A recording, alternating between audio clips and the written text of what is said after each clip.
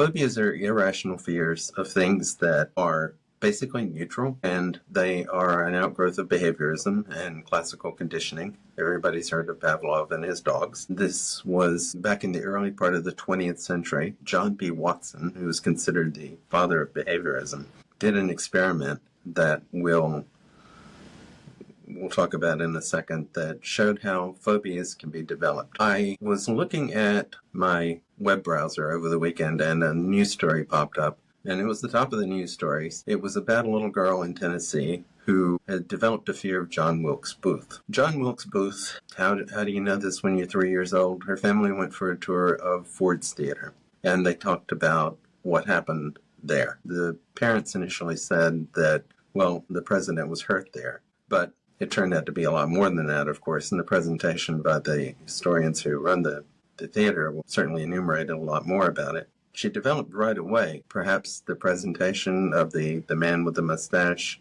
was frightening. We don't really know why, but she developed an irrational fear of John Wilkes Booth to the point of asking her parents all the time, is he coming to get me? Is he going to hurt me? Can you check under the bed and see if he's there? The boogeyman had a name for her.